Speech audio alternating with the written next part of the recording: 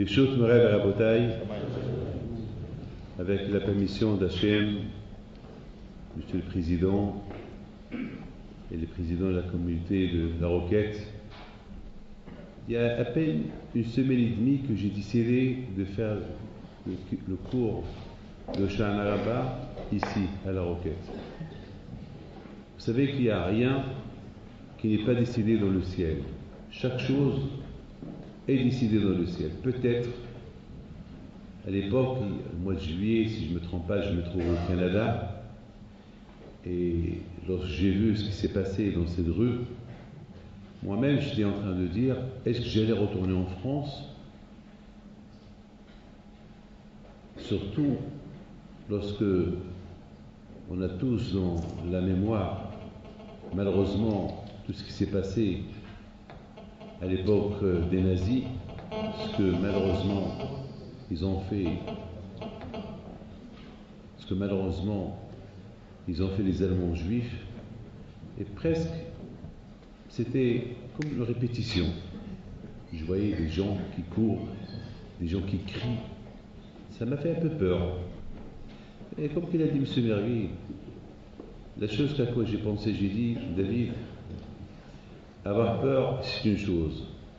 Rester dans la peur, c'est une autre chose. Si tu as peur, il faut faire quelque chose pour ne pas avoir peur. Mais si tu as peur et tu restes dans la peur, c'est grave, c'est pas bien. Puis je me suis dit dans ma tête, David, tu retournes en France et tu fais tes cours de Torah, tu continues à recevoir les gens et Dieu est grand.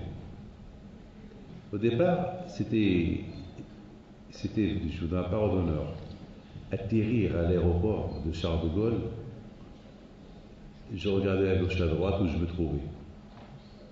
Et après, je me suis dit, David, si tu continues comme ça, à regarder à gauche et à droite, retourne au Canada ou va en Israël. Qu'est-ce que tu fais ici? Mes amis, nous avons toujours un Dieu. Et ce Dieu-là, il est partout. Vous savez que ce soir, c'est la Hatima. Ce soir, on dit, c'est ce soir qu'il y a ce qu'on appelle les pitkaot qui passent. C'est quoi les pitkaot? Vous savez que la Hatima, c'est la signature. Pendant 40 jours, de Be'osh Chodesh Elul jusqu'à Kippour, c'est le débat dans le ciel. Est-ce que tel et tel, est-ce qu'il va devenir riche, qu'il va devenir pauvre, qu'il va vivre, qu'il va mourir? Les livres, ils sont ouverts. Il faut savoir une chose, que tout ce que vous voyez aujourd'hui, les guerres, les épidémies, les maladies, tout ce qui se passe, c'est des messages de Dieu. Vous savez qu'à l'époque, il y avait des prophètes qui allaient parler au peuple, leur transmettre le message de Dieu, d'Hachem. Voilà ce qu'Hachem veut de vous. Aujourd'hui, il n'y a pas de prophète aujourd'hui. Aujourd'hui, le message de Dieu, comment il arrive? Eh bien, il arrive avec des soi-disant, des choses qui arrivent. Peut-être que Dieu préserve des guerres, peut-être des tremblements de terre, peut-être des maladies. Cette fameuse maladie Ebola, aujourd'hui, elle se réveille. On a vécu il y a quelques années la grippe, que tout le monde avait peur de cette grippe-là, et le monde entier était affolé. Et tout le temps, il y a toujours des épidémies, et après, toujours, on trouve une remède. Et voilà, maintenant, on nous parle de cette maladie-là, de cette épidémie d'Ebola, que tout le monde a peur, à tel point qu'ils sont en train de dire que ça peut faire jusqu'à 10 000 morts par semaine. Chez les morts, le monde est affolé. Et ça aussi, c'est une épidémie, mais c'est un message de Hakadosh Baruch Hu.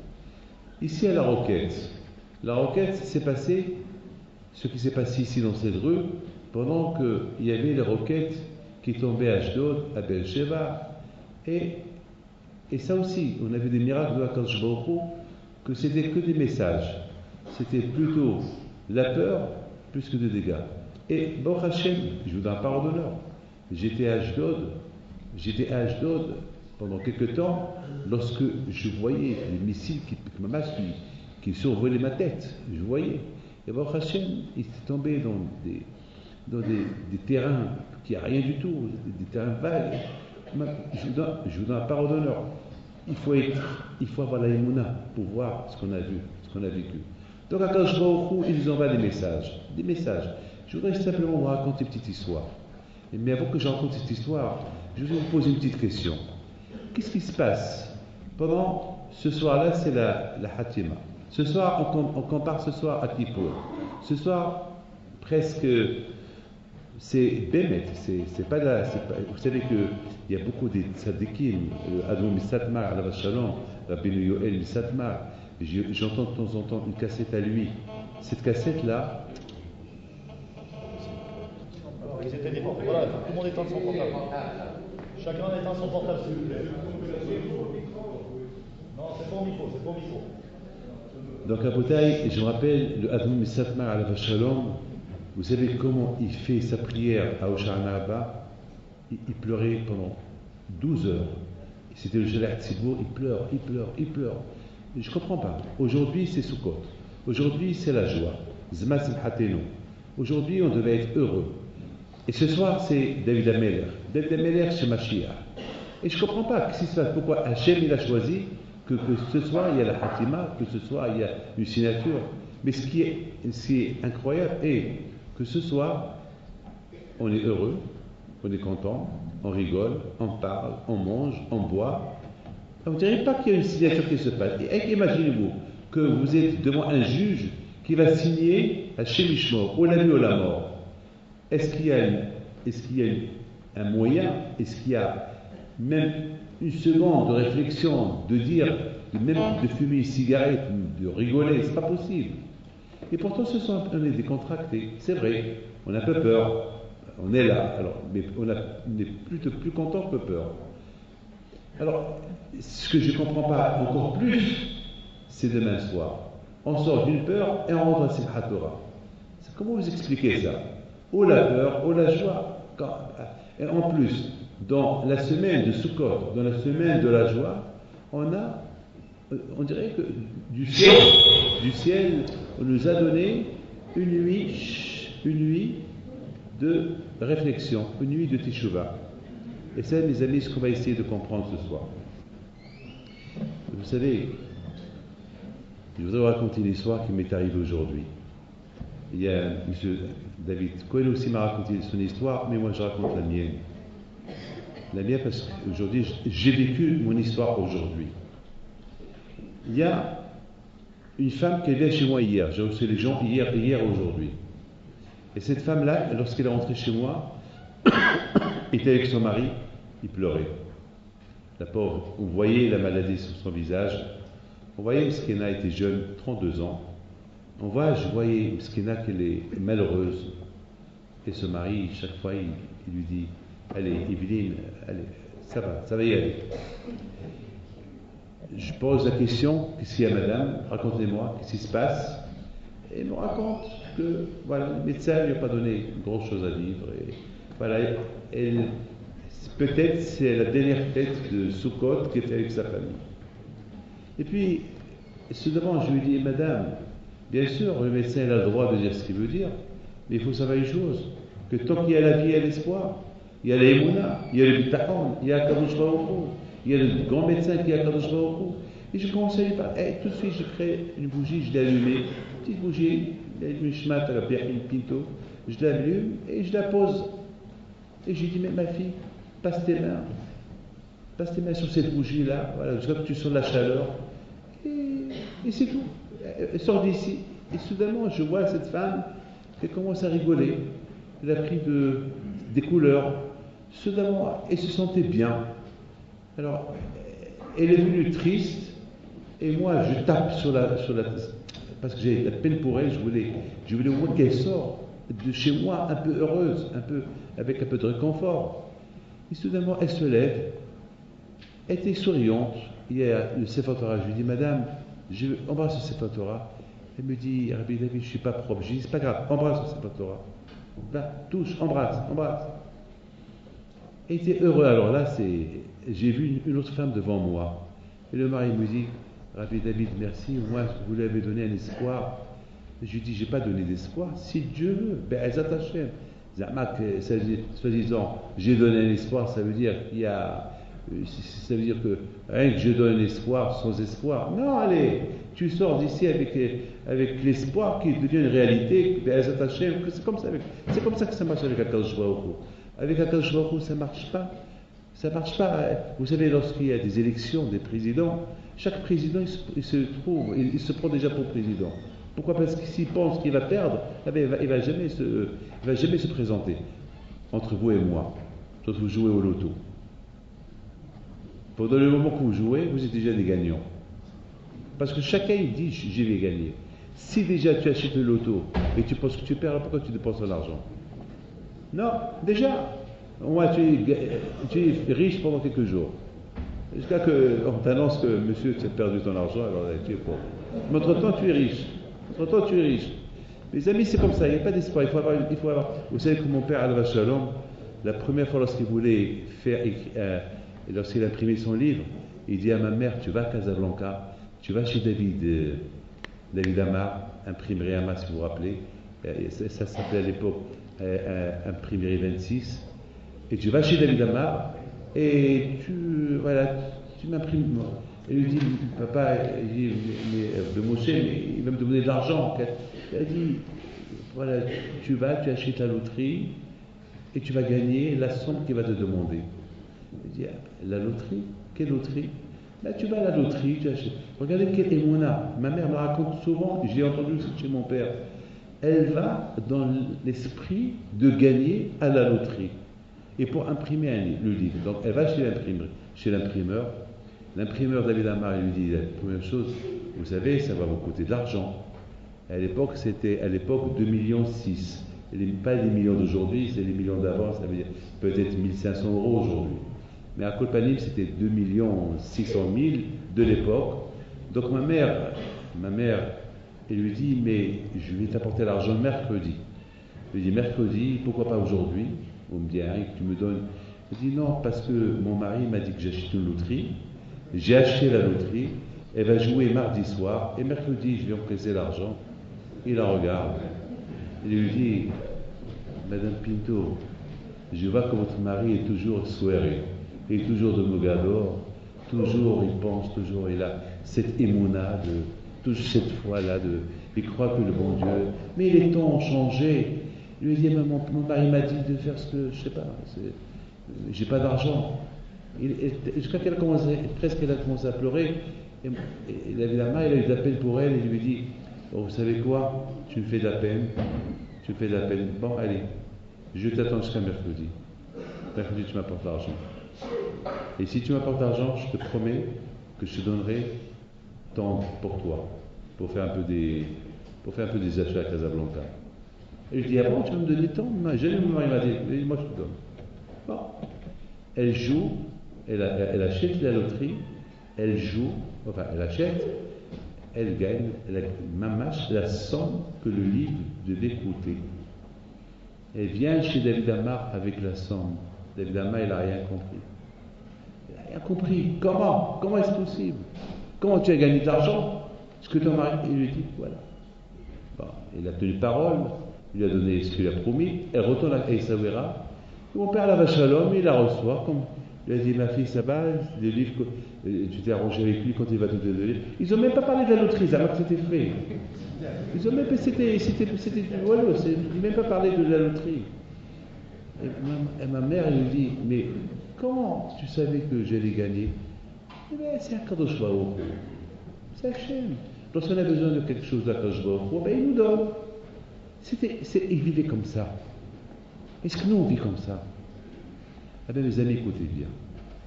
Cette femme-là, lorsqu'elle est sortie de chez moi aujourd'hui, elle vient triste, elle sort heureuse.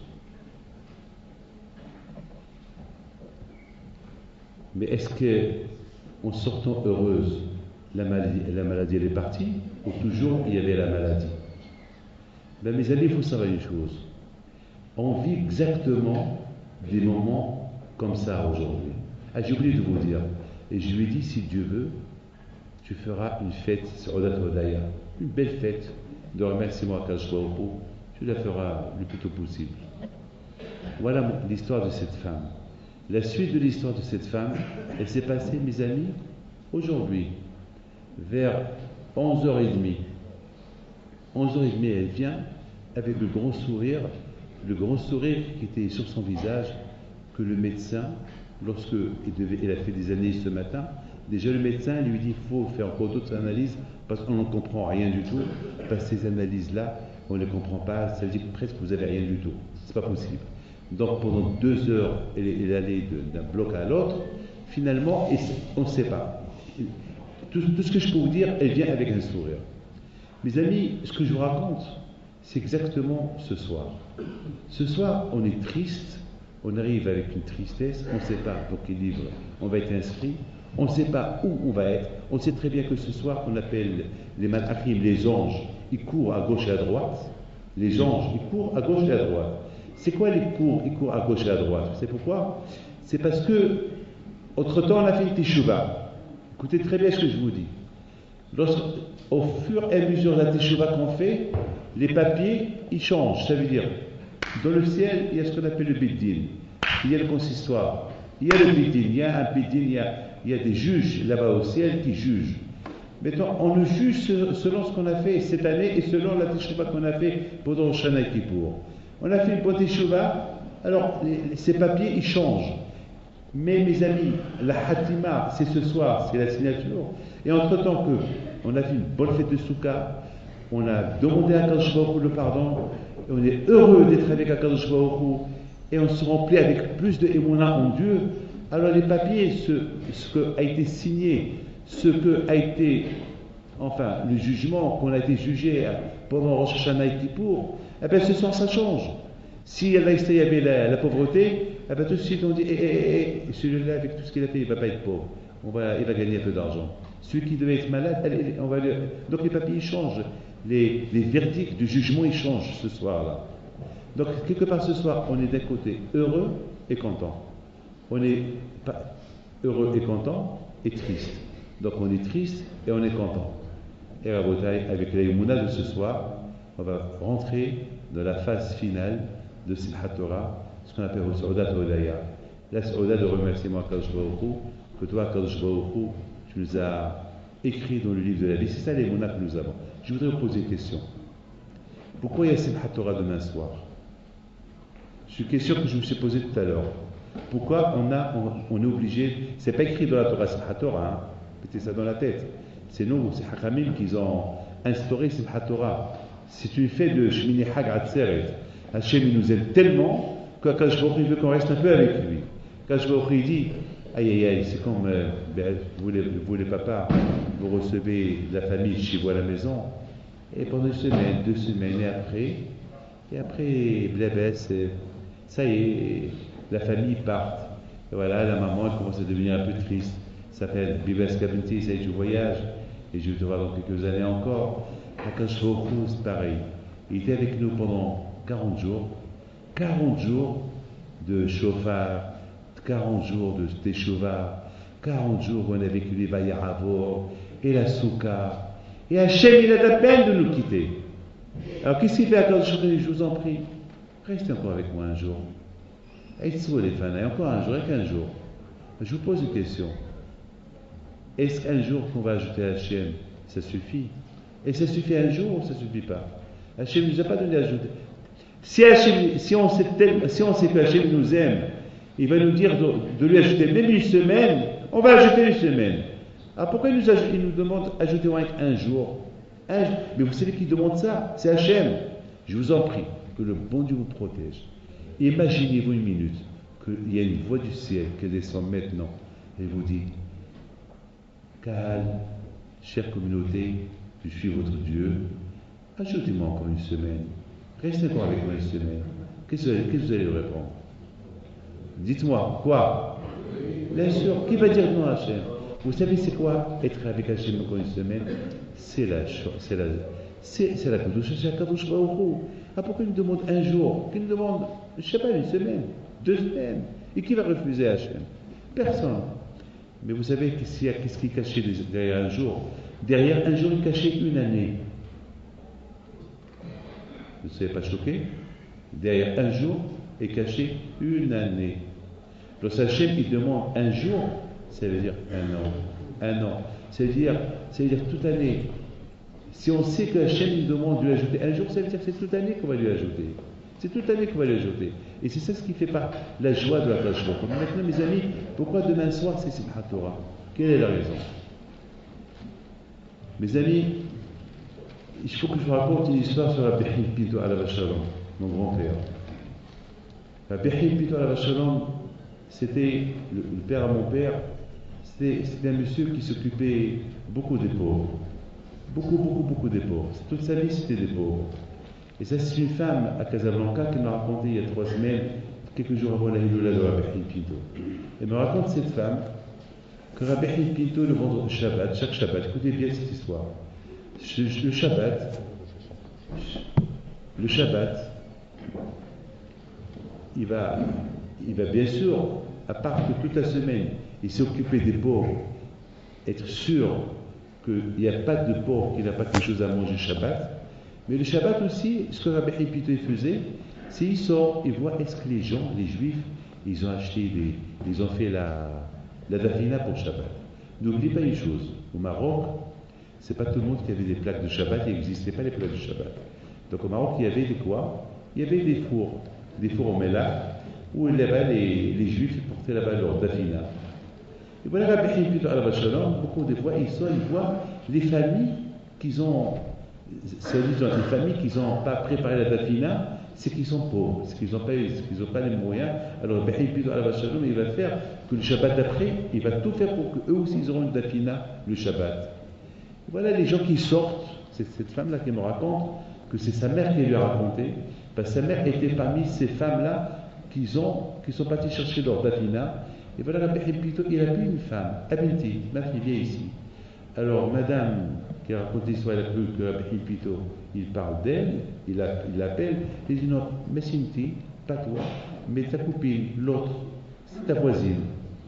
Et la voisine, elle vient avec sa dafina chez Rabbi Haïm Pinto.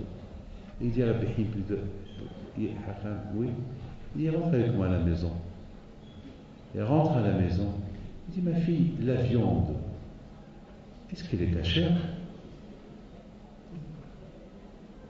Vous imaginez ça que moi je vais demander un jour à quelqu'un qui a une barbe, quelqu'un qui est religieux, est-ce que sa viande est cachère?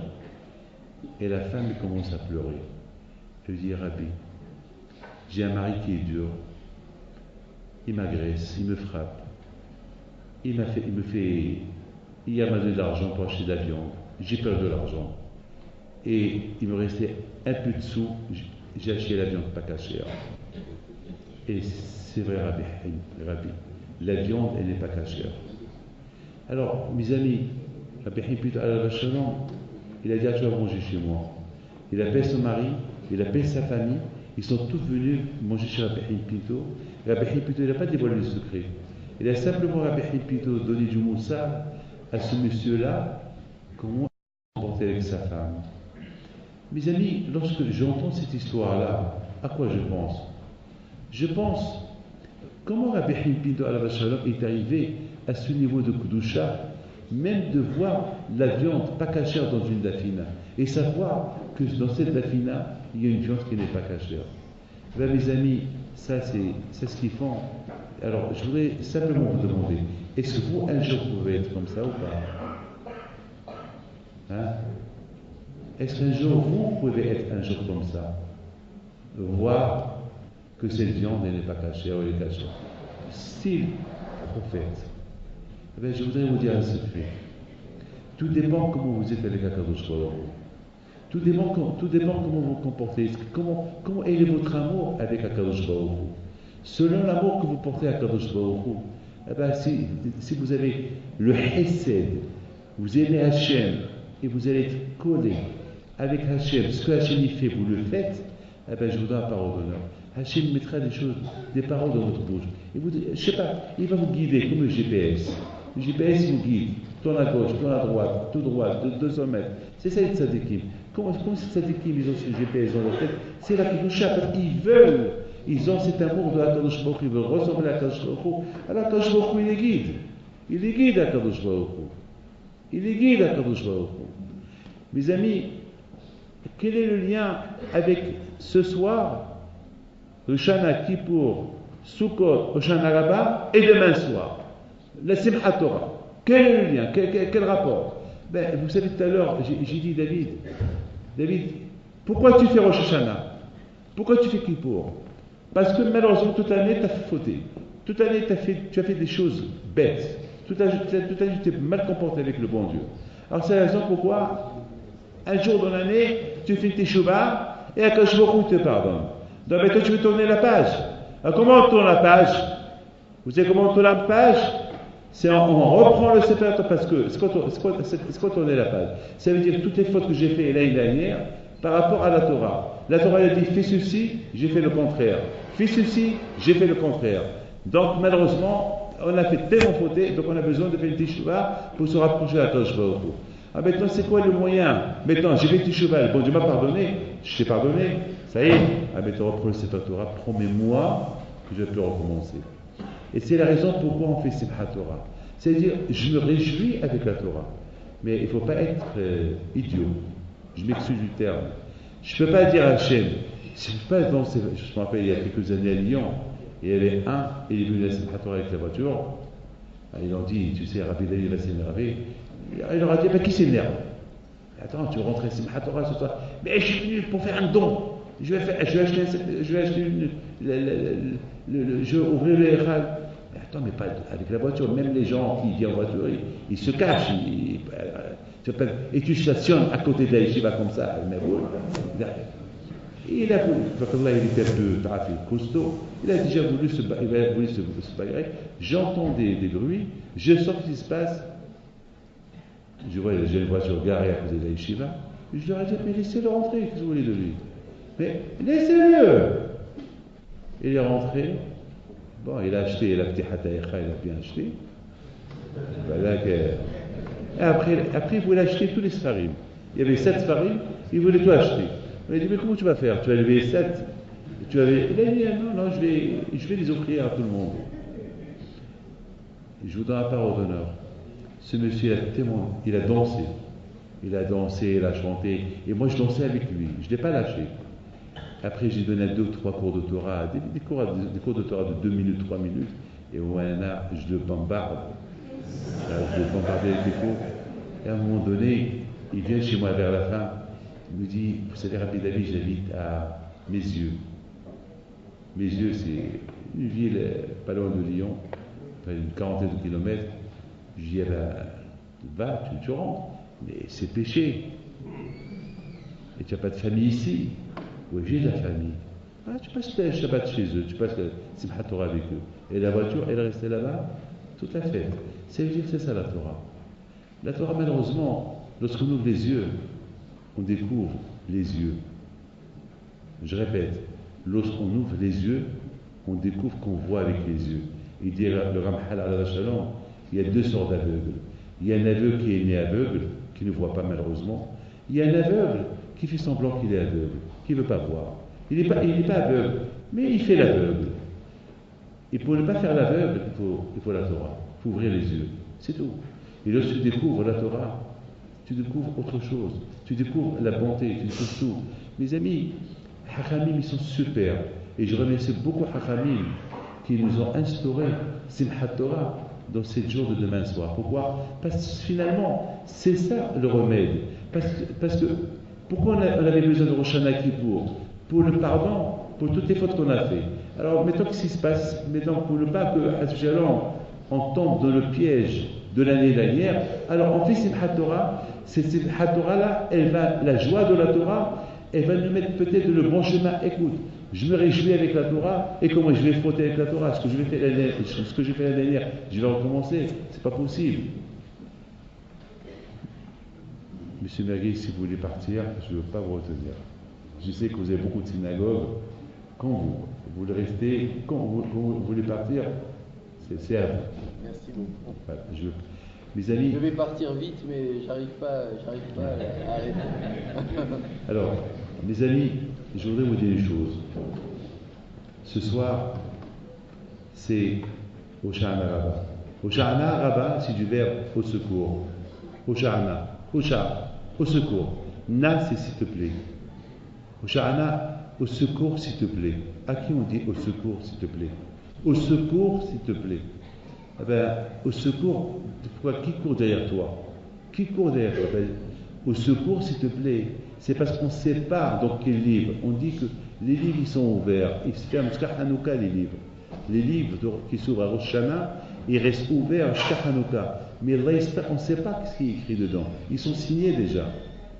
Donc, c'est la raison pour qu'on dit à Akadosh Baruch Hu, au secours à Akadosh Baruch Hu. Écoutez ce que je vais vous raconter. Et c'est là on va déterminer quelque chose d'extraordinaire. Mais je vous en prie, donnez-moi quelques secondes de votre attention. Vous savez, en Israël, le peuple juif aujourd'hui dans le monde, il souffre. Aujourd'hui, malheureusement, vous savez, dans le monde entier, on parle beaucoup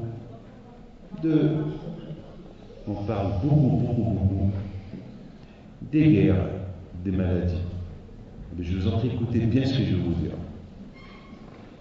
Ce n'est pas un message. Mais vous savez, moi, je suis un peu les événements dans le monde. Je vis avec les événements. Cette épidémie de Ebola, que maintenant tout le monde a peur d'elle, ce matin,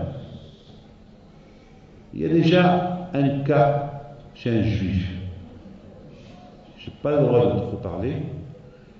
Et je lui ai conseillé ce que je lui ai conseillé par téléphone. Malheureusement, c'est un grand suspect. Il y a un deuxième hôpital ici à Paris, on ne sait pas encore, mais j'aurais dit, j'ai fait la prière. Mais j'ai pris mon stylo. Parce que mon père, je m'appelle, m'avait dit une fois, David, avant que Mashiach va venir, il y aura deux choses qu'ils vont pousser le monde à faire une teshuva. Je lui ai dit lesquelles, papa? Il me dit les guerres et les épidémies. Il n'y a que ça qui peut faire. C'est ça le message de Dieu. Vous savez, mes amis, qu'il y a quelque temps, je ne sais pas si vous êtes au courant ou pas, qu'il y a sur Internet, vous pouvez voir, j'ai envoyé ça à mes enfants. En Israël, on m'a fait voir qu'il y a beaucoup des endroits dans le monde qui entendent des sons de chauffard. Je ne sais pas si vous êtes au courant ou pas. Est-ce que vous êtes au courant ou pas? Eh bien, c'est la vérité ce que je vous dis. Et je vous donne la parole d'honneur en Israël la semaine dernière. Avant Kippour, j'avais peur. Je vous donne la parole d'honneur, j'avais peur. J'avais beaucoup peur lorsque on m'a dit ça. C'est-à-dire qu'il y a des sons du chauffard. C'est parce qu'avant que Mashiach va venir, il t'accable le chauffard gadol. Il va y avoir un son de chauffard. Ce son de chauffard qui s'entend un peu partout. Et j'ai vu cette émission, c'est Élie Montré qui me l'a montré. Lorsque j'ai vu, ça m'a choqué. C'est vraiment du chauffard. J'ai rien dit. Écoutez bien. Vous êtes presque les premiers à qui j'apprends ça. Je n'ai pas encore rendu ça public. Je retourne chez moi à la maison. Il y avait Kippour. Et pendant la fête de Kippour, lorsqu'on faisait Vaya'avo Hashem Alpana Vayikra, Hashem, Erhom, je vous parle devant les séparatoires. Je ne suis pas un rêveur, je suis un homme conscient, je sais ce que je dis, j'ai 64 ans et je ne suis pas bête dans ma tête, je suis très intelligent dans le Hashem, j'ai étudié la Torah, j'écris, j'ai fait des commentaires et je suis bien dans ma tête. Et chaque fois que j'entendais Vaya'avo, Vaya'avo, j'entendais un son du chauffard. Et je vous parle devant Hachem. Alors à un moment donné, je regardais à gauche à droite, est-ce qu'il y avait quelqu'un qui avait un chauffard? J'ai dit, c'est pas possible, c'est Kippour, quelqu'un est venu. Et je vois tout le monde, il prie, mais il n'y a pas de chauffard. Je dis, alors je rêve.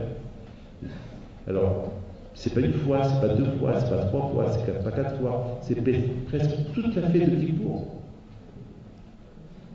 Bizarre. C'est ce que la Gemara dit. C'est ce que le Zohar dit. Avant que Mashiach vienne venir, on va voir des choses un peu bizarres. Écoutez ce que j'ai pensé. Ebola. Ebola, c'est, je l'ai calculé. Aleph, Bet, Vav, Lamed, He. Je l'ai calculé, j'ai trouvé le chiffre Gematria, je l'ai calculé 40, ça veut dire 44. 44, c'est le chiffre de Dam. Dam, c'est le sang. Esh, Dam va Esh. C'est quoi Esh? C'est le feu. Le feu, c'est les guerres. Donc, en bouteille, c'est ce que nous sommes en train de voir aujourd'hui.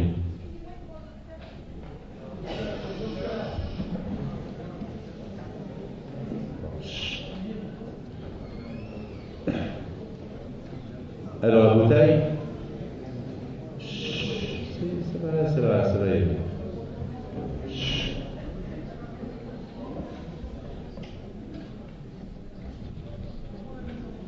Donc, la bouteille, Ebola, Dam Vaesh.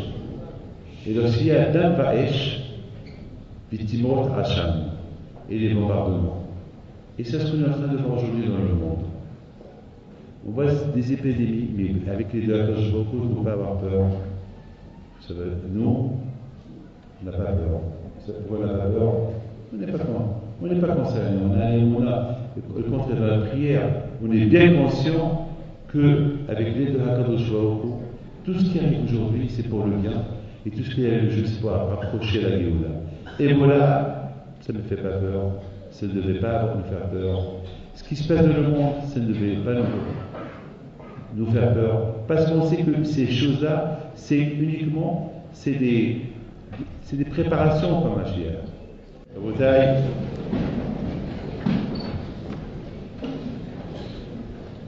On a encore une petite demi-heure. Je voudrais, mes amis, vous raconter une petite histoire. Et il y a beaucoup de choses à apprendre de cette histoire. Et après, on va faire les deuxièmes slihot. Et après, on va vous faire une bracha. Bon, chacun, vous avez passé et recevoir tous une bracha comme on avait l'habitude de faire. Mes amis, il y a eu une fois, c'est une belle histoire, il y a beaucoup de moussa à prendre de cette histoire. Je voudrais que chacun de vous, il se concentre bien à cette histoire. Il y avait une fois, ça c'est la Gemara qui raconte cette histoire. Il y avait un qui s'appelle Rabba Hanna. Il raconte une fois, j'étais dans un bateau, dans la mer, et de loin, on a vu une île.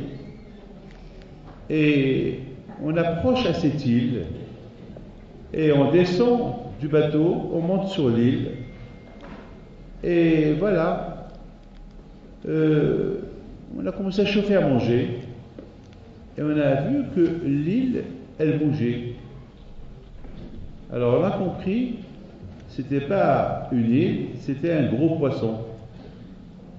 Vous savez, beaucoup de fois, les baleines, les grosses baleines, de loin, on croit que c'est une île. Enfin, peut-être à l'époque, il y avait des baleines plus grosses que ce qu'on connaît aujourd'hui. Mais peut-être. Mais si la Gemara nous raconte cette histoire, c'est que c'est une histoire comme les dinosaures. Vous savez qu'ils ont découvert un dinosaure en Argentine qui mesure 30 mètres. 30 mètres, c'est énorme. 30 mètres, c'est énorme. 30 mètres de long et 4 mètres de large, c'est énorme. Donc vous savez, tous les animaux qu'on peut découvrir sur Terre, on les découvre sur mer. Et voilà, qu'est-ce qu'il dit à Rabba Bar Hanna? Il dit tout de suite ce qu'on a fait, on a couru, on est monté sur le bateau. Ça, c'est l'histoire. Ah, maintenant, moi, je me suis posé une question. Pourquoi la Gemara nous raconte cette histoire? C'est quoi le but de cette histoire? On a vu une île, on croyait que c'est une île, on chauffe à manger, et voilà, elle bouge, et pour ne pas couler avec elle, parce qu'après le poisson est descendu sur la mer, après il a nagé, alors on est monté sur le bateau. Pourquoi la Gemara nous raconte cette histoire? Il y a un grand rav qui s'appelle Rabbi Yashiv, alav shalom. Il donne une petite explication. Il dit, une petite explication, mais moi, un peu, j'ai développé cette explication. Il dit comme ça. Il dit beaucoup de fois, on vit dans un monde qui nous semble qu'il ne bouge pas. Il ne bouge pas. Alors, on s'adapte à la vie de ce monde. Et voilà, on découvre que le monde, il commence à bouger. Ah, maintenant, il peut bouger, à toi de faire attention. Il bouge, il faut qu'il bouge, le monde il bouge. Où tu bouges, et tu t'adaptes à la vie du monde, à la vie de le monde où tu vis, ou bien ce qu'il faut faire, ben, il faut se sauver. Il faut se sauver. Je commençais à réfléchir. Je me dis, se sauver où? Je voudrais vous raconter mon histoire personnelle à moi, David Pinto. Vous savez, un jour, ça s'est passé, vous savez, Hachim il est extraordinaire. Il me montre chaque jour des choses. Je vis avec des choses que je vois chaque jour. On vit, ben, je dois parole d'honneur. Je ne veux pas que vous soyez. Ne voyez pas devant vous quelqu'un qui vous raconte des histoires, mais je vous raconte de la vérité. Je vous raconte des choses que malheureusement, si on cherche à voir ce que je vois, ben vous pouvez voir 10 fois plus. C'est que les gens ne cherchent pas. Oh, les gens ils sont fainéants. Ils ne veulent pas trop travailler sur soi-même pour voir les choses. Écoutez bien. J'étais à quelque part cette semaine, je ne veux pas vous dire quelque part.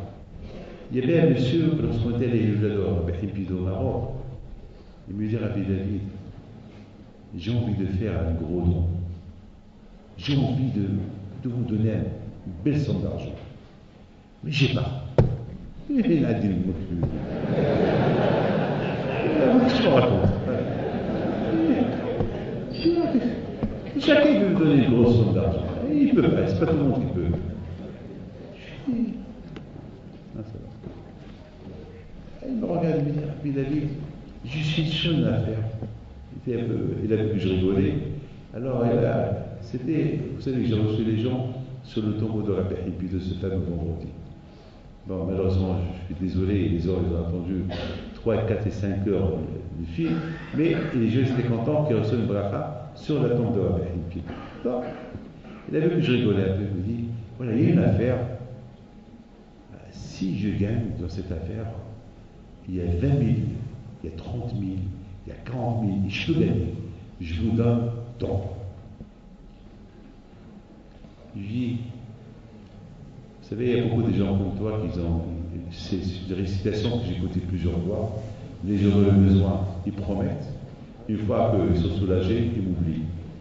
Alors, écoute, voilà, Rabbi Hippido est là, puis sur Rabbi Hippido, quand je vous t'aide, et si tu veux aider, tu aides, tu ne veux pas aider, je te pardonne. Écoutez bien. Et voilà. Je le vois cette semaine. Il vient me voir cette semaine. Il me dit, Rabbi David, vous vous rappelez Aïssaouira? Je dis oui. Et vous savez, je vous ai promis, Aïssaouira, que si je fais l'affaire, je vous donne 20 000. Je dis ouais. Et après je lui dis, tu as dit 20 000, 30 000, 40 000. Tu as oublié ça? Il m'a dit non, je n'ai pas oublié, mais.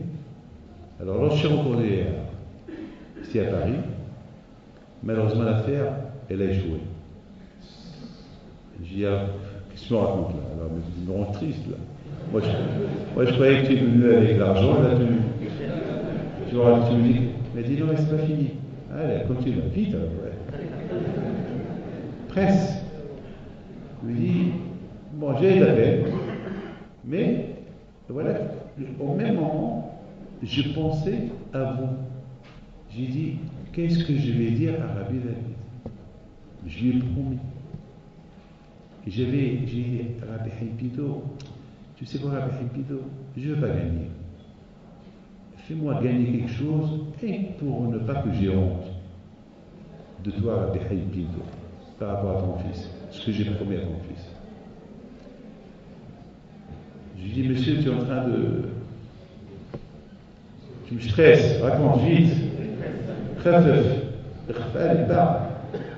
Je dis, bon, Rabbi David, vous savez, quelqu'un m'a appelé, il m'a dit, Rabbi David, il y a une affaire. Je dis, ah, qu'est-ce que tu as fait? Tu l'as fait? Il m'a dit, je l'ai fait et j'ai gagné 30 000. Alors, je dis, alors, qu'est-ce que tu as fait? Qu'est-ce que tu veux faire maintenant? Il dit, ben voilà. Ce que je vais faire, c'est que je vais rien gagner. Je vais vous donner à vous 20 000 et je vais donner 10 000 aux pauvres. Je dis, et toi? Il dit, moi, je veux rien. Je commençais à le regarder. j'étais fasciné par ce monsieur-là. Je dis en général, c'est pas logique ce que tu es en train de faire. Mais dis non, justement, je sais que Hachem, il va m'ouvrir les portes. Et je le voyais parler d'un air convaincu qu'à un moment donné, je vous en parle d'honneur, je ne voulais pas recevoir son argent. Il m'a fait de la peine. Je lui ai dit, attends, il me donne tout. Il donne tout ce qu'il a gagné, il le donne. Je lui ai dit, Rabbi David, je sais que Hachem, à peine maintenant, il m'ouvre les portes. Et je voyais une façon d'un juif, comment il parle avec une conviction. Je lui ai dit, tu sais mon fils, je prends ton argent, je te les garde, en dépôt. Le jour que tu les veux, je te les donne. Je ne les prends pas. Parce que, moi, dans ta tête, tu me les as donnés, voilà, ils sont chez moi, mais sache qu'un jour que tu les veux, je les rends. Je les garde parce que si je les refuse, tu vas avoir de la peine. Vous savez, c'était quoi sa réponse? Ah ben justement, si vous n'allez pas les utiliser, je ne vais pas faire d'argent. Le bon Dieu ne va pas m'aider. Vous voyez des juifs comme ça. Vous savez qu'est-ce que j'ai? Je me suis levé, je l'ai embrassé sur la tête. Qui dans ce peuple-là, qui a cette émouna, ce qu'il a gagné, il le donne. Mais ça n'existe pas, ça. Mais c'est des choses qui n'existent pas. Eh bien, la réponse, elle est simple. C'est ce que je vous ai dit tout à l'heure. Tout à l'heure, je vous ai dit, tout dépend. Est-ce que tu es emporté par la vie de chaque jour, ou c'est toi qui emportes la vie qu'elle te suit? C'est pas toi qui la suis, c'est elle qui te suit. Qui domine le monde? Et c'est toi qui domines le monde, ou c'est le monde qui te domine? Qui te domine? Et c'est toi qui domines l'argent, ou c'est l'argent qui te domine? Vous savez, il y a un homme qui me dit ce matin, il a dit avec sa femme, il lui dit, jusqu'à maintenant j'ai réussi à dominer ma femme, maintenant il commence à me dominer. Je lui dis, bien fait. Je lui dis, bien fait. Pourquoi? Parce que tout son ignan à lui, toute sa pensée, c'est dominer. Pourquoi dominer? Quel kiff tu as pour dire? Pourquoi dominer? Dominer, pourquoi? C'est pour lui faire peur, pour lui dire, voilà, c'est moi qui domine, pourquoi? Voilà, ça c'était à l'époque au Maroc, plus maintenant. Je me rappelle, une fois, j'étais jeune, j'ai vu un juif marocain, comment il a craché par terre, bien craché, et il dit à sa femme, et nettoie, avec tes mains. Et j'ai encore ça dans ma tête. Pourquoi faire ça? Pourquoi faire ça? Ça, mes amis, écoutez très bien. L'histoire que la Gemara nous raconte de Rabbi Hanna, c'est qu'on est tous, écoute, je vous en prie, écoutez bien, on est dans un monde comme ce fameux chant de Rav Nachman Vogelsted. C'est que ce monde-là, c'est comme quoi? C'est comme un guécheur. C'est comme, vous savez, c'est comme là, il y a un grand pont qui est suspendu, il y a du vide à gauche et à droite, et tu fais attention comment tu marches sur ce pont-là, parce que si tu tombes, tu crèves, tu meurs. Alors qu'ici, il ne faut pas avoir peur.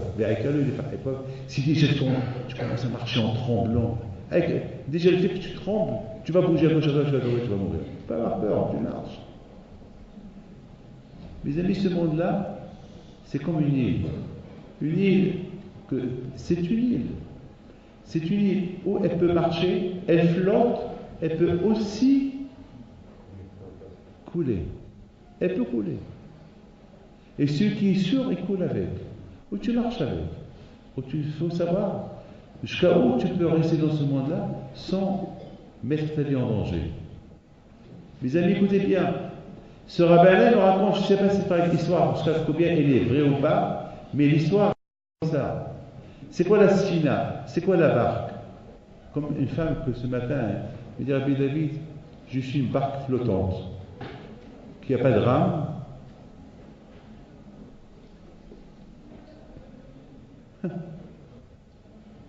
Et je suis toute seule. Je flotte. J'ai rien du tout. Pas d'argent. Rien du tout. Je suis perdu.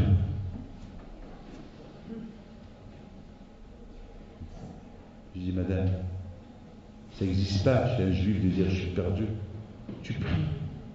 C'est vrai. Tu es seul. Mais ça, tu pries à Kadosh Baruch Hu. Mes amis, heureusement qu'on a un bon Dieu. Tous ces gens qui ont des problèmes psychologiques, c'est parce qu'il n'y a pas de remède pour eux. Pourquoi il n'y a pas de remède pour eux? Parce qu'ils se sentent seuls. Ils se sentent perdus. Mais nous, on n'est pas seuls. Moi, je suis tout le temps accompagné de mon Dieu. À ma gauche, à ma droite. Je suis dans l'avion, il y a Hachem. Je suis dans la voiture, il y a Hachem. Je dors, il y a Hachem. Je marche, il y a Hachem. Je mange, il y a Hachem. Toujours. Baruch Ata Hachem, toujours des brachot. Chaque fois, je suis le nom de Dieu. Baruch Hachem, Be'ezat Hachem. Je ne suis pas seul. Pourquoi voulez-vous que je suis déprimé? J'ai toujours quelqu'un avec moi. Je ne suis pas seul, je n'ai pas peur. Ceux qui sont seuls, ils ont peur. Ceux qui n'ont pas malheureusement la Torah avec eux, c'est un problème. Il y a mes amis, on dit comme ça, il y a Hillel Azaken qui dit comme ça, il dit, à Simchat Bet HaShoeva, pendant la fête de Sukkot, il dit, Im Anikan, Hakol Kan. Si je suis là, tout est là. Mais si je ne suis pas là, rien n'est là. Alors Rabbi Yashi nous pose une belle question. Quoi? Vous connaissez que Hillel Azaken, c'est un grand rabbin, qu'il était anab, il était humble, il était très humble. Comment il peut dire, si je suis là, tout le monde est là. Zamak, si je suis là, bah, tout le monde est là. Zamak, tu es là, alors tu es là. Comment? Imaginez-vous que moi, je vous dis un jour, je rentre et je vous dis, ah ben, vous voyez mes amis, si je suis là, tout le monde est là. Vous êtes contre un fou. Après, je vais vous dire, ah ben, si je ne suis pas là, et vous êtes là, et moi je ne suis pas là, alors rien n'est là. Vous êtes, je ne suis pas là. Mais c'est la gava, ça. C'est d'orgueil. Comment Hillel Azaken peut dire une chose pareille? Si je suis là, tout le monde est là. Si je ne suis pas là, personne n'est là. Comment on peut dire une chose pareille? Et j'ai réfléchi. Bon Dieu m'a donné la tête. J'ai une tête sur les épaules qui me donne à réfléchir. Et j'ai réfléchi. Et j'ai dit comme ça, David, rappelle-toi ce qu'il dit le Hafetz Haïm. Le Hafetz Haïm, il dit, pourquoi chaque fois la Torah dit Ané Hachem, c'est moi Hachem? Pourquoi la Torah dit Ané Hachem? Pourquoi? Quelle est la raison pourquoi la Torah dit beaucoup des fois Ané Hachem? Parce que la Torah, elle veut te rappeler, et monsieur Tito, et monsieur Cohen, et monsieur David, rappelle-toi, il y a Hachem. Lorsqu'on pense à Hachem tout le temps, alors tu vois Hachem partout. Mais reste au moment que tu penses qu'à toi, tu ne penses pas à l'existence d'Hachem, alors rien n'est là. Tu penses qu'à toi. C'est ce qui veut dire Hillel Azaken. Imanikan, si je sens à Kadosh Baruch Hu partout, alors tout est là, j'ai pas peur, tout est là. Hachem il est partout, comme il est là, il est là-bas. Comme il est là-bas, il est ailleurs. Il y a un homme qui m'appelle. Il m'appelle, vous savez, parce qu'il a cru que je l'ai appelé. Moi, je ne l'ai pas appelé. Je ne sais pas ce qui s'est passé, peut-être c'est une manipulation de téléphone. Alors, il me rappelle, il me dit, vous m'avez appelé? Je dis, moi? Il dit, oui, mais ça va. Et je voyais trembler un peu dans le, sa voix trembler. Je lui dis, ça ne peut être qu'un message de Dieu. Il dit, admettons que je t'ai appelé, alors, si tu veux. Admettons que je t'ai appelé. Moi, je suis pas bête, je suis intelligent. Il me dit, mais vous m'avez appelé? Je lui dis, ouais, je t'ai appelé. Et alors, qu'est-ce que tu me dis? Rabbi David, c'est pas de ma faute. Il a commencé déjà à faire le vidouille. Rabbi David, c'est pas de ma faute, c'est tentation. Je m'excuse, je suis désolé, je ne savais pas que même de la France, vous voyez ce que je fais en Amérique, j'ai rien compris. J'ai rien compris. Tout ce que j'ai compris, qu'il y a quelque chose ici. Il dit, bon, maintenant je vais me raconter. Allez, raconte-moi. Mais ça y est, Rabbi David, vous avez tout vu. D'accord, c'est pas pareil, ce que j'ai vu, ce que j'ai rencontré, c'est autre chose. Raconte-moi. Allez, raconte comme ça, on va prier pour toi. Ouais, c'est ce qu'il m'a raconté. Il me dit, quand? Il paraît que la manipulation de téléphone était pendant qu'il était en train de fauter. Et parce que ce juif-là, il a fait une grande, c'est la tâche un jour là-bas. Il a fait beaucoup de essais ce jour-là. Il a sauvé une famille. Alors, il a voulu qu'il ne perde pas son Gan Eden. Qu'est-ce qu'il a fait à Toshbaoku? David Pito, il a fait une mauvaise manipulation. Au lieu qu'il appelle quelqu'un, il a appelé un autre, et c'était lui, j'ai appelé, je me suis rendu compte, c'est pas lui. Donc ce monsieur-là, il fait des Shiva pour ne pas perdre son Gan Eden. C'est la folie, hein, mes amis. Après, je lui dis, mais alors, mais tu sais que la chaîne, il te voit. C'est ça le problème. Au moment qu'on faute, on ne pense pas à Hachem me voit. Je pense que personne ne me voit. Et c'est ça l'idée de Hillel Hazaken. Im Anikam, si tu suis Hachem et tu vois Hachem partout, toujours le nom d'Hachem dans ta bouche, Baruch Hachem, Be'ezat Hachem, toujours attention. Alors, Volkan, là où tu vas, Hachem te protège. Simchat Bet HaShoeva. Au moment, mes amis, que Hillel Hazaken était heureux pendant la fête de Sukkot, il est tellement heureux, il était tellement content et heureux de la fête que Hachem nous a donnée, jusqu'à que il sentait, on est heureux, je vous en prie, je suis heureux pendant la fête. Je comprends votre anniversaire, vous êtes heureux pour votre anniversaire. Le mariage de votre fille, si Dieu veut, votre fille, si Dieu veut, c'est la joie de mon fils. Vous allez gagner au loto, si Dieu veut, et vous êtes gagné, vous êtes heureux. Mais on est heureux de quoi maintenant? Cette fête, c'est quoi être heureux? Est-ce qu'on voit la fête? Est-ce qu'on sent la fête? Je vous en prie, réfléchissez une minute. Est-ce que cette fête-là, on l'appelle la fête de la joie? Est-ce qu'on voit une soukha? Mais on est content de quoi? On est content de quoi? Et la Torah, ben justement, le fait que tu es convaincu, ce que la Torah, elle te dit, et tu es convaincu, tu crois dans la Torah, et tu mets de la Torah une joie, Hachem t'a demandé d'être heureux à Sukkot, et tu es heureux à Sukkot, c'est-à-dire que tu vois quand je vois partout. Parce que je ne vois rien du tout, mais je vois Hachem. Vous rentrez dans la Soukha, est-ce qu'il y a Abraham Avinu là-bas? Je ne le vois pas. Est-ce qu'il y a Tzrak Avinu? Je ne le vois pas. Mais j'ai les Mona qui sont là. Ce soir, c'est David Amel, et je le vois. Non! Il y avait un monsieur qui s'appelle David, c'est lui que je vois. Mais oui, David Amel. David Amel, il est invisible. À quoi je suis content d'un homme invisible, quoi? C'est le soldat inconnu, quoi? C'est quoi ça? C'est quoi? C'est quoi? Eh bien, mes amis, c'est ça les Mona. C'est ça, pour arriver à cette conviction des Mona. Ouh là là! Il y a quelqu'un qui me dit, Rabbi David, vous avez vu votre grand-père un jour? Je le regarde. Il dit, moi, qu'est-ce que tu penses? Il dit, bien sûr, bien sûr. Et je dois regarder, il est un peu gêné. Et je dois regarder, je le fixe. Et je le fixe et je le regarde. Il est gêné. Je dis, mais regarde-moi. Non, je vous respecte. Mais c'est pas grave, regarde-moi. Je lui dis, mais regarde. Je lui dis, dis-moi, toi, tu n'arrives pas à me regarder. Et moi, tu veux faire la roue que je vois à Bahid Pito. Je crois que c'est comme ça. Est-ce qu'on peut voir à Bahid Pito comme ça? Comme que toi, tu peux me voir, moi, je suis à côté de toi, moi, je vois à Bahid Pito. Pour voir à Bahid Pito, il faut le mériter. Mais de toute façon, une chose est certaine, je le sens. Je le sens. Il est à côté.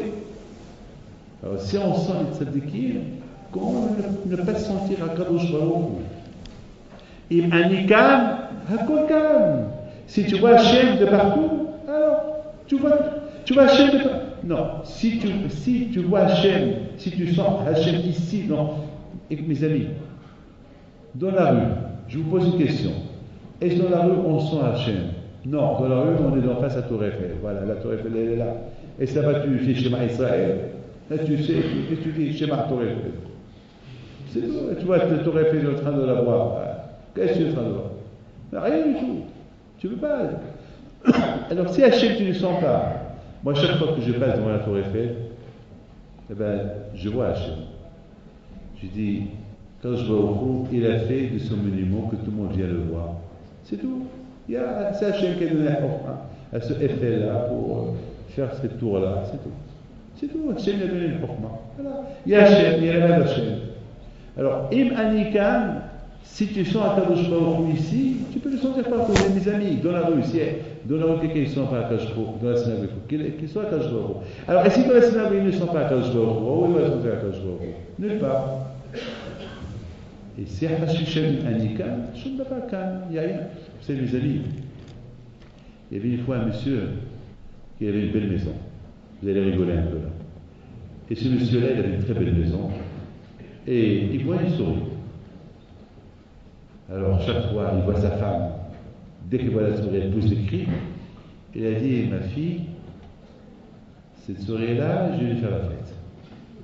Il va, il cherche le trou, il trouve le trou, d'où la souris elle sort. Il va, il achète un piège. Piège souris. Il met là-bas un bon morceau de fromage. Et il dit, moi qu'à la souris, je vais te faire ta fête aujourd'hui. La souris, elle sent le fromage, elle sort son nez, elle voit le piège, elle pousse un cri, elle a bien compris c'est quoi, parce que déjà, la pauvre, deux de ses enfants, ils sont morts avec ce piège-là. Elles sont de l'autre côté, affolées, et la souris crie au secours. Imaginez-vous la souris qui crie au secours. Elle va au poulailler, elle voit le coq. Le coq, il est en train de faire sa sieste. Coucou. Qu'est-ce qu'il y a? Au secours, qu'est-ce que tu as? Je suis en train de dire, je vais mourir. Ah ben crève. Ils sont racontent. Oui, mais tu sais, c'est le propriétaire, qu'est-ce qu'il a fait? Il a acheté un piège, il l'a mis, il va me tuer. Et je lui dis, mais tu lui déranges, tu fais pas à sa femme la pauvre. Ouais. Tu mérites la mort. Allez, va-t'en ici. Il sort. La pauvre. Le sourit. Il voit le mouton. Il va vers le mouton. Mouton, je t'en prie, aide-moi, au secours. Qu'est-ce que tu as? Ben, j'ai un grand problème. Voilà. Il m'a mis le propriétaire un piège. J'ai peur qu'un jour, je sais pas moi, j'oublie et je sors et il va m'attraper. Et je vais mourir. Je t'appelle. Tu ne vois pas que tu fais peur aux gens, moi-même tu me fais peur. Il n'y a pas ton ici. Je ne peux rien faire pour toi. Avant, alors, ni le coq, ni le mouton, il va chez la vache. Et la vache, il rit. Voilà, elle rigole. La vache, il rit. Elle est là. Il va chez elle. Vache. Ne sois pas vache, quand même. Aide-moi. Qu'est-ce que tu as? Aïe, si j'avais été sabot, j'aurais écrasé ce piège. Qu'est-ce que tu as? Ben voilà, le propriétaire, la faillite. Voilà ce qui, à cause de sa femme, parce que j'ai fait peur une fois, 2 fois, voilà ce qui. Et la vache lui dit, eh ben, ma petite souris, tu déranges. S'il faut mourir, tu meurs, je peux rien faire pour toi. Allez, va-t'en. Et elle, va-t'en. Et voilà, on entend des cris. C'est la propriétaire. Elle crie au secours. Elle ne savait pas que son mari avait le piège à la cuisine. Elle marche sans chaussures. Elle s'est attrapée son doigt. Boum! Alors il a bien coupé le doigt, ça coulait. Ils l'ont fait à l'hôpital. Et le docteur, il avait peur qu'il ne soit pas atteint de tétanus. Et vous savez, pendant une semaine, il faut lui donner du bouillon de poulet.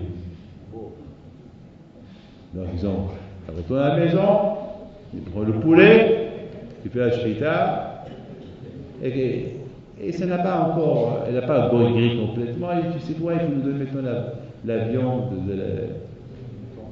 blanche, pour qu'elle la déforce. Il va aller, il va prendre le mouton, il va l'égorger pour lui donner. Elle était encore toujours fatiguée, je sais quoi, mais il faut lui donner la viande rouge. Il va prendre la vache. Il égorge. Et qui a gagné dans l'affaire? La souris. Et c'est quoi le moussard de cette histoire? Beaucoup de fois, on croit qu'on n'est pas concerné de certaines choses. Justement, lorsqu'on voit quelqu'un qui est malade, quelqu'un qui est dans le besoin, c'est pas notre problème. C'est son problème. Ben justement, si tu considères pas les problèmes des autres quand ton problème, tu risques de tomber toi sur des problèmes qu'il avait ce monsieur-là, et lui il se sentira mieux que vous. Mes amis, moi j'ai dit autre chose. Moi j'ai dit, écoutez bien ce que je dis à Kadosh Baruch Hu. Moi c'est comme vous tous. J'ai dit à Hachem, une fois j'étais à Puteaux, et en sortant de Puteaux, pour aller là où je devais aller, et je vois de loin la Tour Eiffel, l'Arc de Triomphe, la Défense. De loin, je les ai voir aligner les 3 monuments historiques de Paris. Et je lui dis à Hachem, tu n'as pas de la peine pour toi, Hachem. Tu ne vois pas que tout le monde, il vient du monde entier pour visiter l'Arc de Triomphe. Il vient du monde entier visiter la Tour Eiffel. Il vient du monde entier pour voir ces monuments de la Défense. Et toi, Hachem, personne ne vient te voir. Tu es tout seul. Tu n'as pas de la peine pour toi. Tu vois pas, tu vas voir Hachem, tu es seul. Et de la peine pour toi. Nous, on souffre. Mais toi, tu dois souffrir encore plus que nous. Mes amis, sache que Hachem, il a besoin de nous pour nous entendre parler. Hachem, il a besoin que nous, on parte comme ça. Hachem, il a besoin qu'on lui dise, Hachem, ad matay usra bashvi. Jusqu'à quand, Hachem, tu es en exil? Mais jusqu'à quand tu... Nous, c'est rien, nous, on est en exil, mais nous, on n'est pas Hachem, nous, on n'est que des simples serviteurs. On n'est rien du tout par rapport à toi, Hachem. Toi, c'est toi le bon Dieu, c'est toi le roi des rois. Regarde comment on te bafoue, regarde comment personne ne fait cas de toi. On dirait que tu es pas on dirait que tu es inexistant. À part nous qu'on est là, on évoque ton nom du matin au soir. Hachem, sache que Hachem, il a besoin de nous entendre dire. Finalement, de cette histoire que je vous ai racontée, pendant ces moments-là, on prie tous. Chacun dit je prie, mais c'est pas vrai. On prie pour chacun. C'est une prière collective. C'est pas que moi je prie. Hachem, aide-moi, protège-moi, donne-moi. Non, Hachem, protège-nous, donne-nous, donne-leur. Donne-leur. Vous savez, beaucoup de fois, je vais aller à Pinto.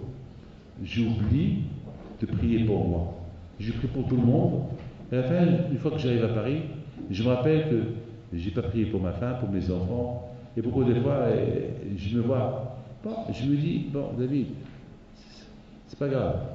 Hachem, il sait, si tu as prié pour eux, Hachem, il sait que le fait de prier pour eux, c'est comme Akash Baruch Hu, lui va prier pour tes enfants, pour toi. C'est tout. Mes amis, c'est ça. Pendant ces jours-là, c'est pas je suis concerné, on est tous concernés. Je prie pour vous. Et en priant pour vous, Akash Baruch Hu, il sait que mes problèmes, je vais les échapper.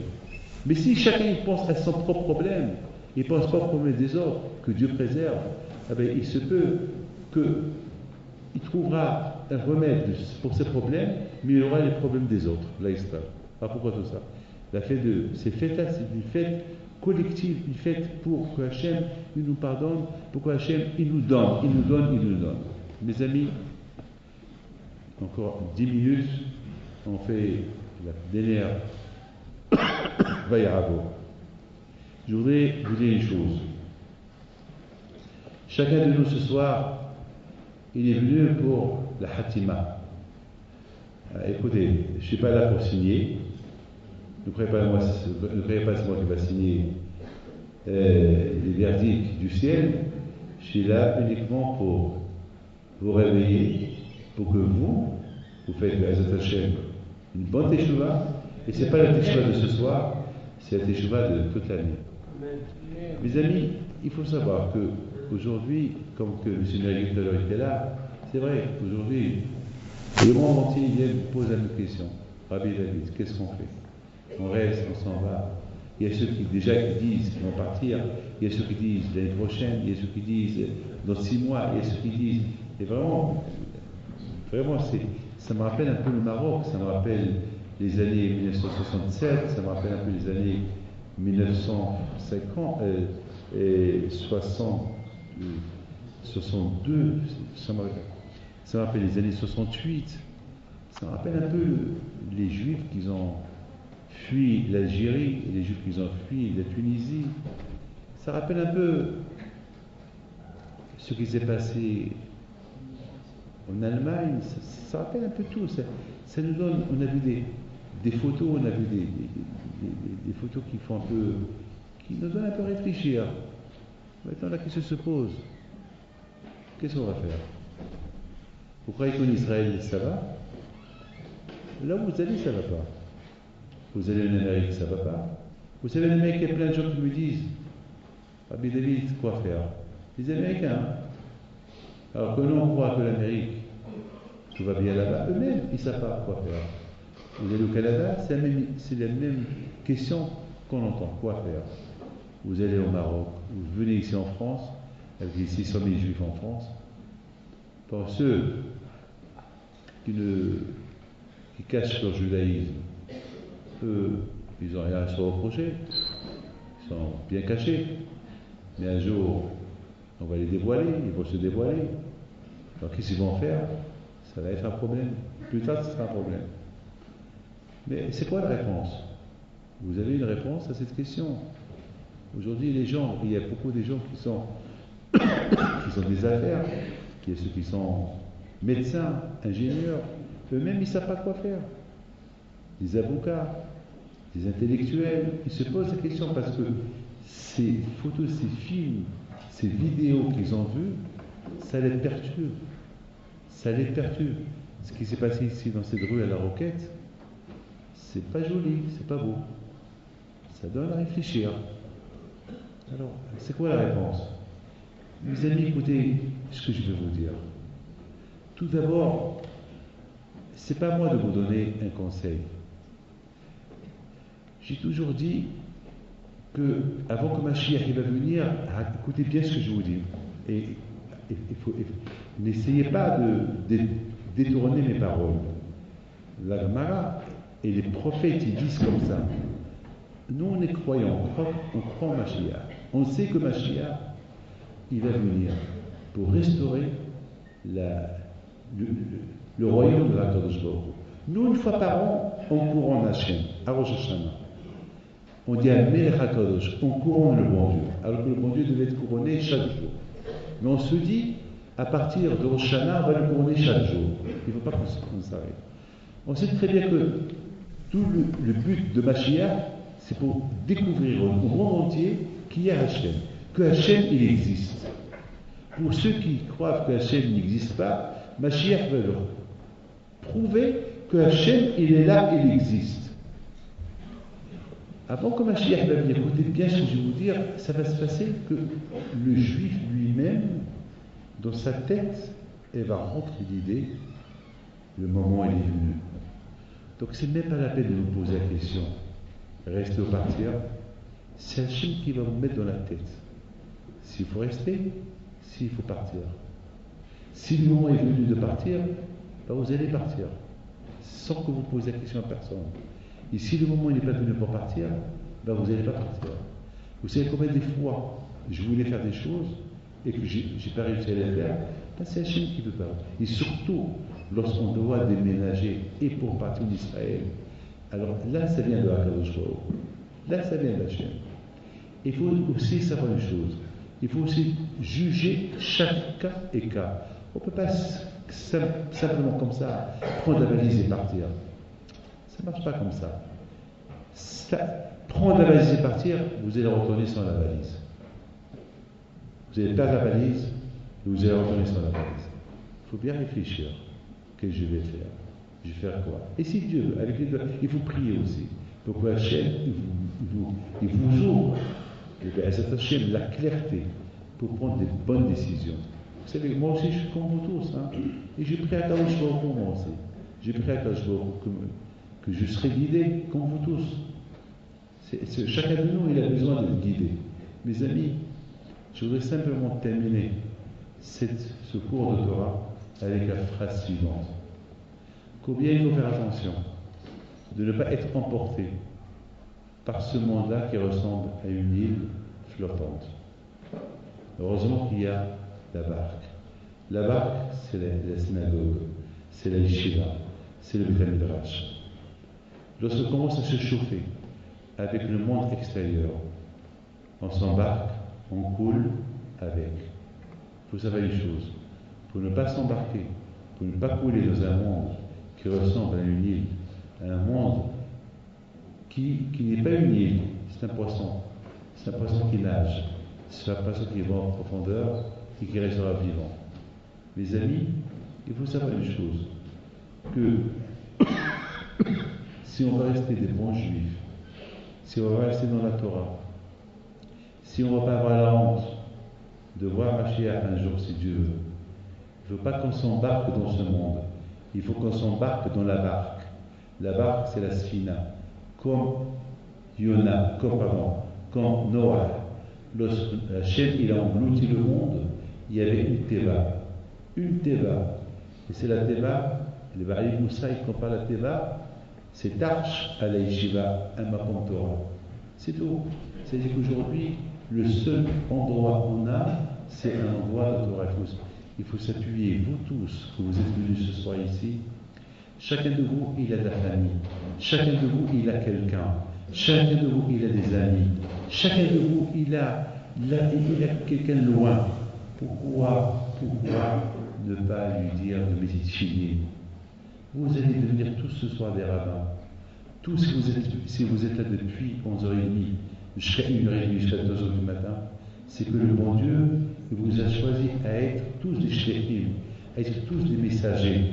Ces messagers pour un jour, Dieu va vous dire merci de votre contribution.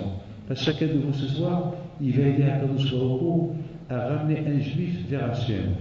Oui, le problème de pousser un frère, un père, une sœur, un cousin, une cousine, un ami, une amie, pour respecter le Shabbat, respecter la Torah, respecter les mitzvot. Pourquoi pas?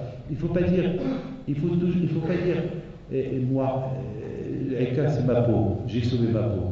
Noah, il a sauvé sa peau, jusqu'à maintenant on en veut à Noah. On lui dit, Noah, tu n'as rien fait pour l'humanité, tu as sauvé ta peau, puis tu n'as pas sauvé les autres.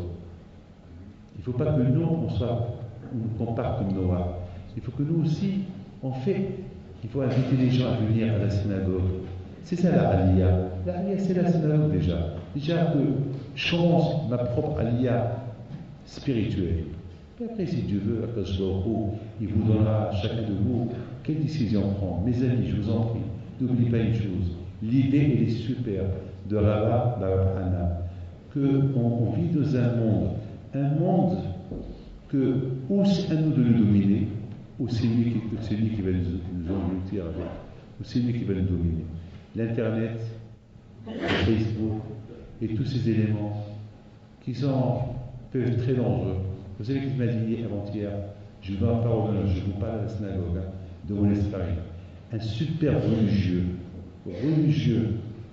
qui étudie la Torah chaque jour. Il me dit, Rabbi David, aide-moi. Il faut que tu m'aides. Il m'a pris mes mains fort. Aide-moi.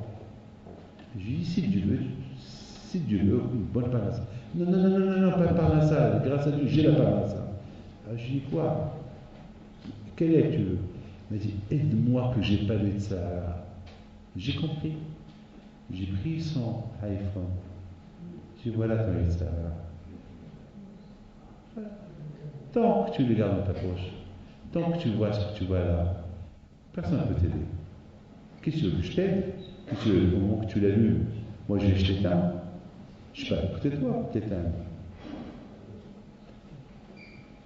Il a compris que je l'ai compris. Il a dit, Rabbi David, vous savez, une fois à Genève, j'étais à l'hôtel, il y a une femme qui vient, c'est un beau gosse, ce garçon-là.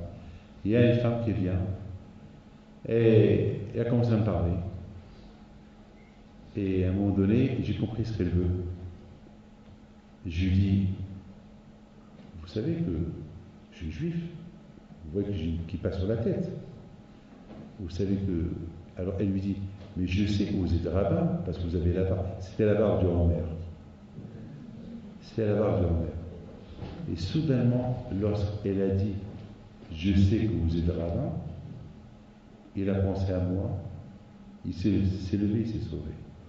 Il a dit, voilà, puis si on raconte cette histoire-là, alors sache, chaque fois que tu le vois, mets ma photo sur ton téléphone, et chaque fois que tu l'allumes, tu vois ma photo, et tu l'éteins. Mes amis, j'ai rien à vous dire. On est, si Dieu veut, dans un moment qu'on n'a pas le droit de se permettre de s'enfoncer, de couler. Parce que lorsque on se chauffe avec la température de ce monde-là, eh bien, on coule. Alors qu'est-ce qu'il faut faire?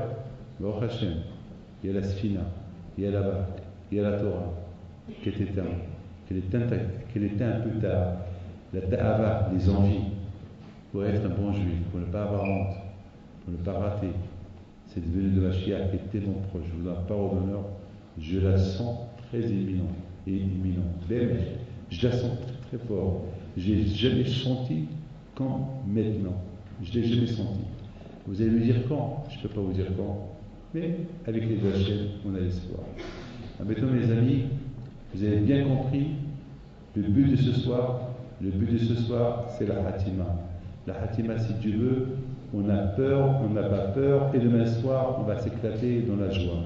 Ça veut dire une chose, on a peur, on regrette tout ce qu'on a fait pendant toute l'année, et maintenant on dit à Kadosh Baruch Hu, on a peur où on va être inscrit, mais de l'autre côté, on est un peu décontracté, on est confiant que Hachem, puisque Hachem il nous a demandé de rester avec lui encore un jour, donc on est confiant qu'on va rester encore avec lui un jour, et ce jour-là qui s'appelle une année, parce que qui dit être avec Hachem un jour, c'est être avec Hachem toute l'année, jusqu'à l'année prochaine, si Dieu veut, et si Dieu veut, sachant que toutes les fautes qu'on a fait, c'est par rapport à la Torah, donc demain soir, on va danser avec la Torah, on commence à danser,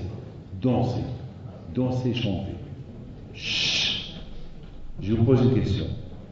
Demain soir, après-demain soir, vous allez prendre le Sefer Torah, vous allez danser, vous allez chanter, et après, vous allez rentrer chez vous à la maison, vous transpirez, vous allez vous changer, et le lendemain, encore ça recommence, Simchat Torah, et après Simchat Torah, qu'est-ce que vous allez faire? C'est après les fêtes. Après les fêtes, chacun va commencer à discuter. Alors comment c'était? C'était super. Alors comment il y avait une ambiance, il y avait une sérouda, waouh. De l'ambiance à la sérouda. Et s'il y avait dans la sérouda, on ne va plus parler de l'ambiance. Il y avait Adam le Haut, à gogo, il y avait de la charcuterie, il y avait la sérouda, on a emporté, on a mangé, on a bu, après on s'est saoulé, on est tombé par terre, après on nous a ramassé tout. Oh là là, c'était l'hbel. Et t'as fait minha?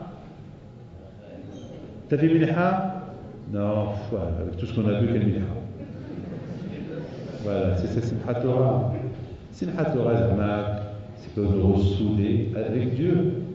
C'est pas nous éloigner de Dieu. C'est ça, Simchat Torah. Les amis, on se lève une minute.